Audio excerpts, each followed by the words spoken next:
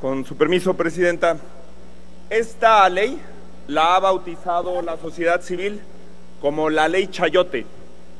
El chayote es una práctica, una de las múltiples prácticas que el PRI y en la cultura política que creó el PRI se institucionalizó en el país. El chayote es el dinero que se le entrega a los periodistas, a los medios de comunicación, para influir en su opinión, para coartar la libertad de expresión y para hacer que se publique lo que al gobierno le interesa. Es decir, es ir en contra del principio natural del periodismo. Cualquier persona que haya estudiado, que haya tenido una clase de periodismo, sabe que el periodismo es publicar lo que al poder no le conviene que sea publicado.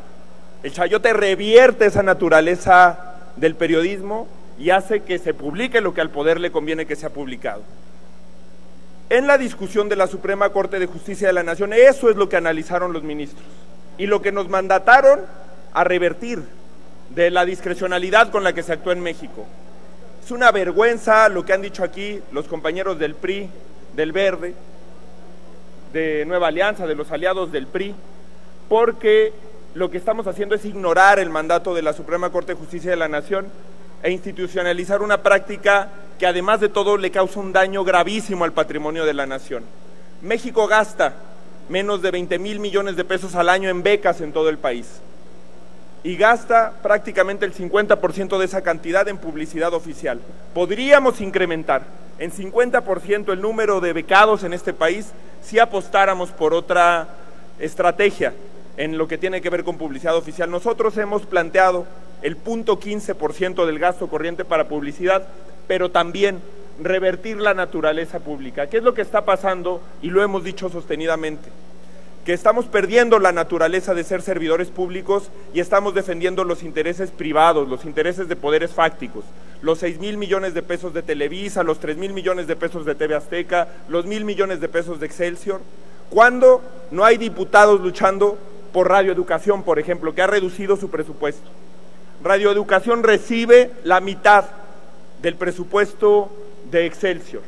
O, por ejemplo, recibe lo mismo de presupuesto el Instituto Mexicano de la Radio, que tiene 18 radiodifusoras, que Excelsior. ¿Por qué eso contraviene la naturaleza pública?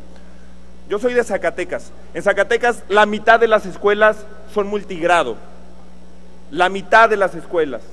Es decir, tienen un mismo maestro para alumnos de primero a tercero de primaria o para primero a sexto de primaria. Están perdidos. Por eso se inventó en este país el sistema de telesecundarias.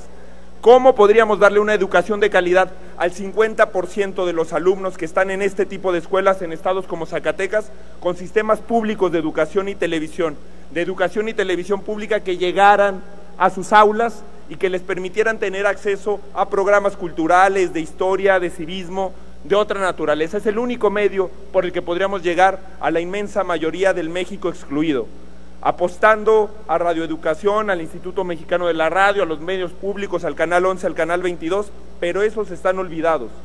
Nunca los había castigado tanto un presidente como el presidente Peña Nieto, y hoy se quiere institucionalizar una de las prácticas más vergonzosas, no solamente de la historia política de México, que es el chayote, sino del gobierno actual, del presidente de la República, que va a pasar a la historia como el primer presidente que invierte más en armas que en cultura, como el primer presidente que desoye el mandato de este Congreso para invertir en publicidad oficial y que no ha podido darle la cara a quienes perdieron todo en la Sierra de Oaxaca con los sismos, que no ha podido afrontar la reconstrucción del país, la reconstrucción de la ciudad, pero sí ha podido destinar recursos millonarios, caudales millonarios de dinero a publicidad oficial.